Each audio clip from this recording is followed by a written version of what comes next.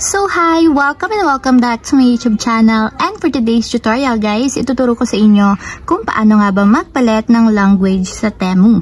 But first, kindly subscribe to the channel and don't forget to hit the subscribe button and the bell to notify you for my new updates. And if you want to learn more, just keep on watching and let's start.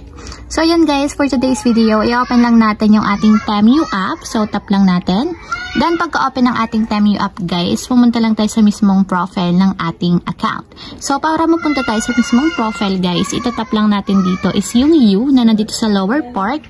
Then after nyan, dito naman sa pinakang profile ng ating account guys, itatap lang natin yung settings button na nandito sa upper right corner. So tap lang natin. And then dito naman guys, sa pinakang settings, itatap nyo dito is yung language. So dito nyo lang hanapin yung language. So tap lang natin.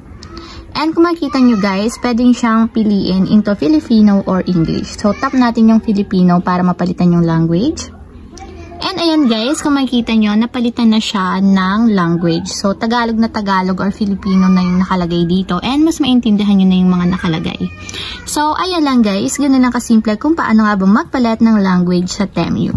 If you have a question, kindly comment down below. And don't forget to hit the subscribe button and the bell to notify you for my new updates.